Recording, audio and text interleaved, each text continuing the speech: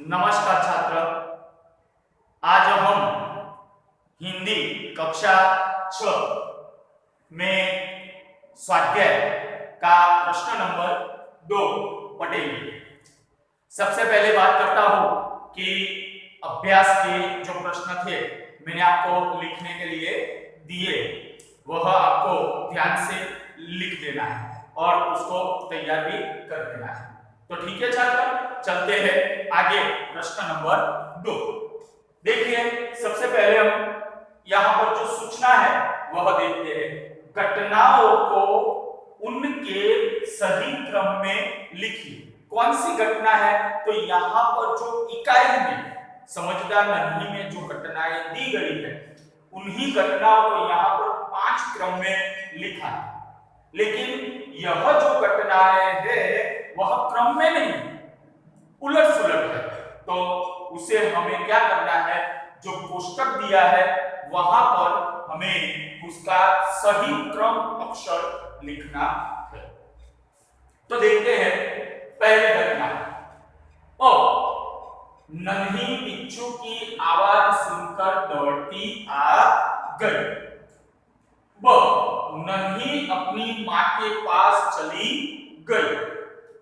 क नन्ही ने बिच्छू को दलदल से निकालकर सूखे स्थान पर रख दिया। ड नन्ही ने बिच्छू को दलदल में फंसा हुआ देखा। और ई बिच्छू ने नन्ही को डंक मार दिया। तो यहां पर जो 5 घटनाएं हैं आपको समझ में आ गया होगा कि कौन सा वाक्य पहला आएगा, कौन सा दूसरा। तो उसका जो अंक है यानी कि वर्ण है वह वर्ण हमें कोष्टक में लिखना है। ठीक है छात्रों, तो सबसे पहले कौन सी घटना आएगी? तो आपको 5 वाक्य पढ़कर बाद में अलग रखकर एक वाक्य यहां पर लिखना है। नन्ही ने बिच्छू को दलदल में फंसा हुआ देखा, यानी कि ड सबसे पहले आएगा। दूसरा वाक्य, नन्ही ने बिच्छू को दलदल में फंसा हुआ देखा। नन्ही ने बिच्छू को दलदल से निकालकर नन्ही ने अपनी मां के पास नदी में चली गई। नन्ही बिच्छू की आवाज सुनकर बराबर। तो जब नन्ही उसके पास गई तब उसने बिच्छू को दलदल में फंसा हुआ देखा और उसके बाद नन्ही बिच्छू की आवाज सुनकर दौड़ती आ गई। वह आएगा। ड के बाद कौन सा आएगा? ओ। उसके बाद देखिए तीसरा वाक्य। तो तीसरा जो है क का, नन्ही ने बिच्छू को दलदल से निकालकर सूखे स्थान पर रख दिया। जब वह दौड़ती हुई आ गई तब उसने क्या कौन सी क्रिया की? तो उसे सूखे स्थान पर रख दिया, यानी कि क। अब बचे कौन से? तो ब और ई दोनों में से।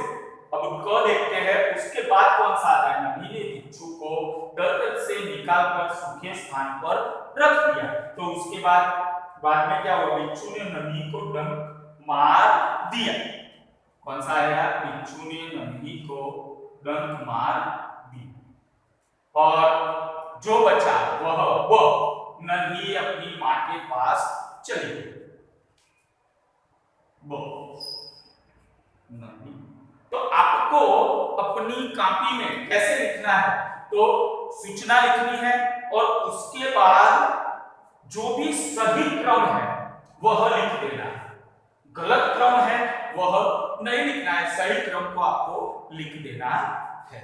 ठीक है छात्र, समझ में आ गया? ऐसे हर एक पाठ में से प्रश्न पूछे जाते हैं परीक्षा में, तो हमें ऐसी घटनाओं को ध्यान से पढ़कर लिखना चाहिए। चलिए आगे देखते हैं। देखिए छात्र, प्रश्न नंबर 3 देखते हैं। इकाई में से 5 संज्ञा शब्द ढूंढिए और उनका वाक्य में प्रयोग कीजिए। यहां पर उदाहरण भी दिया है। उदाहरण, बिच्छू। बिच्छू दलदल में फंस गया। प्रश्न नंबर 3। सूचना आपने पढ़ी कि इकाई में से 5 संज्ञा शब्द, कौन से शब्द? संज्ञा शब्द तो बहुत सारे हैं, लेकिन कौन से शब्द होने चाहिए? संज्ञा। और संज्ञा शब्द ढूंढकर आपको उनके वाक्य लिखने हैं। अब देखिए संज्ञा ने एक उदाहरण भी दिया है वहां पर, कौन सा? तो बिच्छू, बिच्छू। और बिच्छू का वाक्य लिखा था कि बिच्छू दलदल में फंस गया था। उसके बाद एक उदाहरण मैं लिखता हूं, नन्ही। नन्ही भी संज्ञा आएगी। नन्ही कौन सी संज्ञा? तो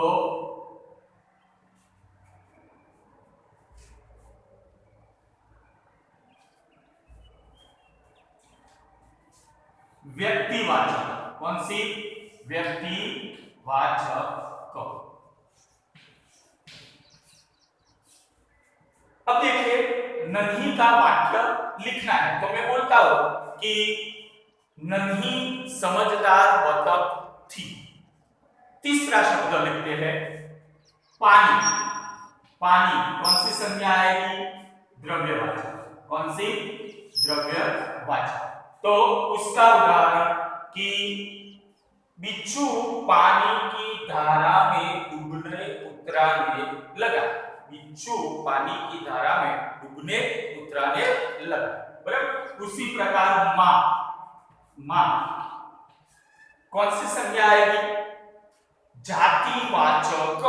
पूरी जाति के लिए यहां पर शब्द लिया गया है। तो मां के बारे में, नन्ही अपनी मां के पास चली गई। उसके बाद एक शब्द है दलदल। कौन सा? दलदल। दलदल यानी कीचड़, तो वह कौन सी संज्ञा में आएगा? सोचिए, दलदल यानी द्रव्यवाचक संज्ञा। जो प्रवाही है वह सब इसमें आएंगे द्रव्यवाचक संज्ञा। तो दलदल, बिच्छू दलदल में फंस गया था, पहला वाक्य था। उसी प्रकार अंतिम वाक्य भी लिख सकते हैं। ऐसे 2-4 शब्द और भी आपको लिखने हो तो लिख सकते हैं और उनके वाक्य बना देना है। अब देखिए प्रश्न नंबर 4 देखते हैं। देखिए छात्र, यहां पर प्रश्न नंबर 4, इकाई में प्रयुक्त मुहावरों में से किन्हीं 3 मुहावरों को रेखांकित कीजिए, यानी कि लिखना है, और उनका अर्थ देकर वाक्य में प्रयोग कीजिए। देखिए इकाई में हमें मुहावरे दिए गए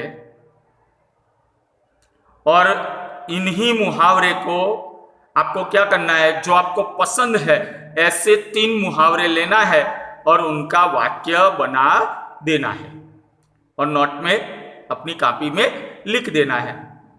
ठीक है छात्र, समझ में आ गया ना? सरल है। हाँ, प्रश्न नंबर 5 देखते हैं। निम्नलिखित शब्दों के समानार्थी शब्द खोजकर उनका वाक्य में प्रयोग कीजिए, बराबर। 5वीं कक्षा से हम यह प्रश्न पढ़ते आए हैं, तो एकदम सरल है, आपको देखना है। नंबर 1 स्थान। स्थान यानी गद्य के आधार पर जगह। दूसरा स्वभाव। स्वभाव यानी प्रकृति। तीसरा, चौथा और 5वां मैं आपको नहीं बताऊंगा, आपको खुद ढूंढकर उनके वाक्य प्रयोग करने हैं। देखिए अब वाक्य में प्रयोग कीजिए, तो स्थान यानी जगह। तो नन्ही ने वाक्य, नन्ही ने बिच्छू को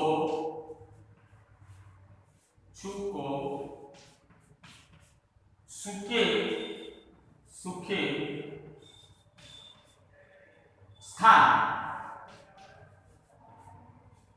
पर रख दिया। ठीक है छात्र, नन्ही ने बिच्छू को सूखे स्थान पर रख दिया। तो आपको इसी प्रकार स्वभाव यानी प्रकृति, बिच्छू का स्वभाव डंक मारना था। बराबर। उसी प्रकार आपको यह 5 शब्द के क्या बना देना है, अर्थ देकर उसके वाक्य प्रयोग बना देने हैं। ठीक है छात्रों, तो अब देखते हैं हमारा प्रश्न नंबर 6। निम्नलिखित शब्दों को शब्दकोश के क्रम में लिखिए। मैं शब्द लिखता हूं यहां पर।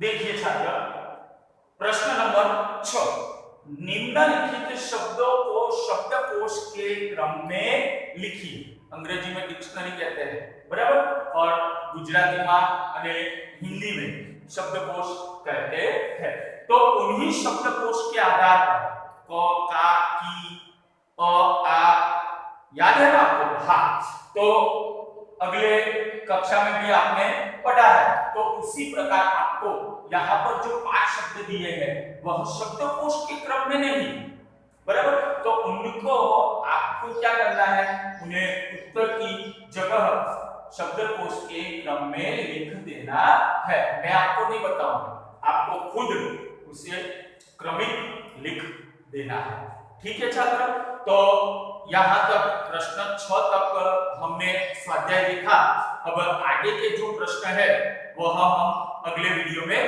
देखेंगे। अस्तु, जय जय।